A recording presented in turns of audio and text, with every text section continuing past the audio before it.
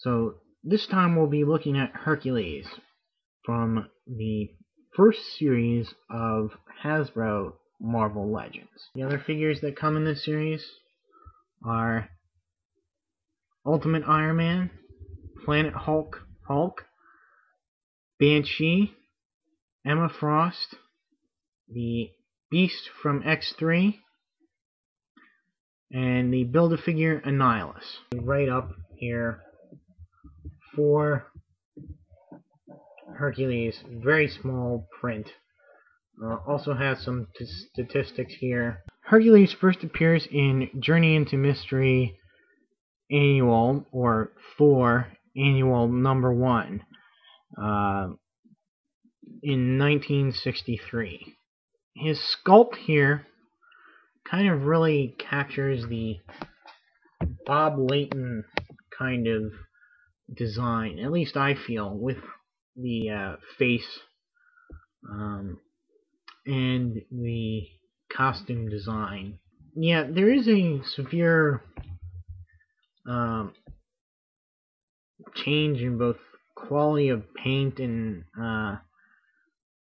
accessories and articulation between the Toy Biz and the Hasbro Marvel Legends.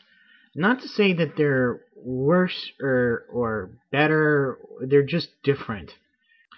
They have this nice little bandolier. Can't really remove it. You can it just lays loose on there.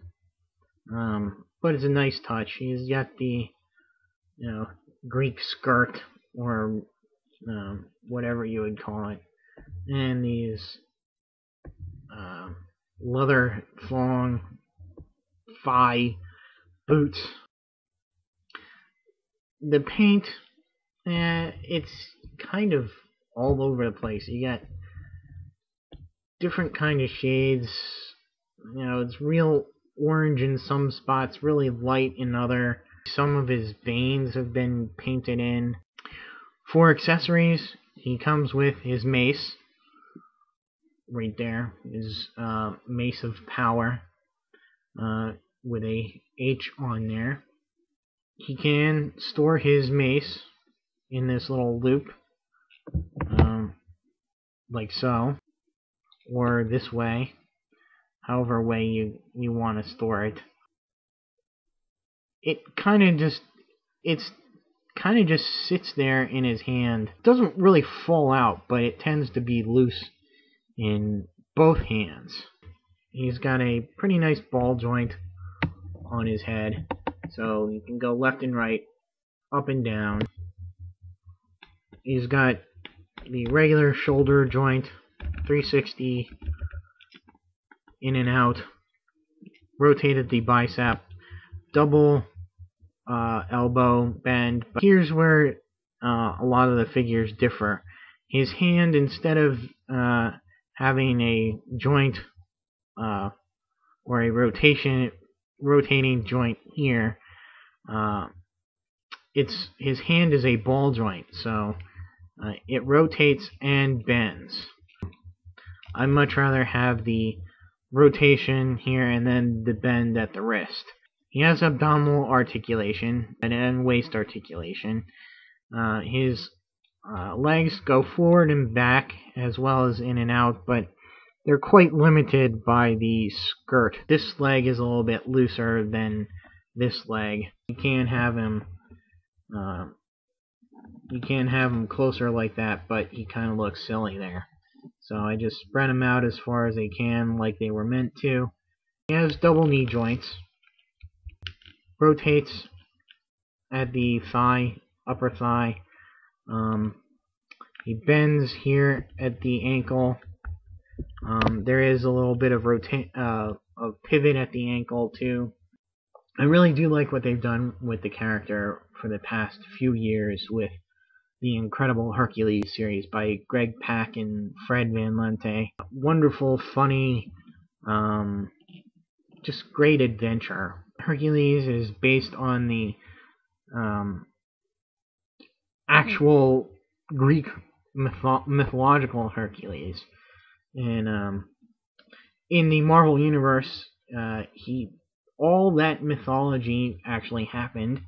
Um, and once he, quote unquote, died, he was given the power of immortality by Zeus and ascended to Olympus. Really disappears from ancient times in Greece all the way up till a point where he first meets and battles Thor. However, there's been some contention because the second time he and Thor met, in that issue, they said, "We're meeting for the first time." There was a little bit of inconsistency there, so they retconned it in to be another character who had taken the form of Hercules that Thor fought. He then gets caught up with the Avengers and joins the Avengers for a little bit. He then helps forms the Champions to battle his uncle Pluto, the Greek god of the dead. Then he rejoins the Avengers, on and off through the years. During one of those times that he rejoins the Avengers, the Avengers are under the leadership of the Wasp, and it's kind of hard for the backward Hercules to take commands from a woman. So that's really a sore spot with him, and he goes off and goes on drunken carousals, and it's during one of these drunken rages or binges, I guess you would call them. They're more like binges, that he's drugged, and while he's out doing this, the Masters of Evil take over the Avengers Mansion. And by the time he gets to the Avengers Mansion, he's so wasted and drugged that he just blindly charges in against the advice of and orders of the Wasp, and that results in him getting a severe beating that actually puts him into a coma. Zeus then comes to blame the Avengers for his son's coma, and there's a whole battle between the Greek gods and the Avengers. Finally, Hercules is cured by the Titan Prometheus. He remains on Olympus to recuperate for a while. In an act of defiance, Hercules upsets Zeus, who withdraws his immortality and half of his power, banishing him from Olympus forever. He goes off to join Heroes for Hire after he learns of the Avengers and the Fantastic Four's supposed death during the onslaught. So soon after that, he goes after the Thunderbolt Atlas, who, as Goliath, the evil Goliath, beat him as a member of the Masters of Evil.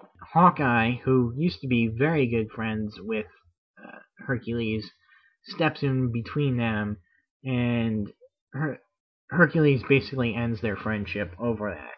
He sides on the anti-regulation side of the Civil War. The big role in that is that he's the one that destroys the Thor clone that killed Bill Foster, the Black Goliath. And then he gets involved with World War Hulk and sides with the Hulk against the heroes. And during that thing, he picks up his sidekick, Amadeus Cho. He leads a team of gods against the Skrull gods during Secret Invasion in an attempt to undermine the Skrulls' religious conviction of their invading Earth. And then when he comes back, he joins the Hank Pym's Mighty Avengers, with Amadeus Cho. You know, he dies in stopping Hera from reshaping the world. Right now, it's just been revealed that he's not dead. He's just out there missing somewhere. Amadeus Cho, his sidekick, is dedicated to finding out where he is. That'll be it for my review on Hercules. Until my next review, see ya.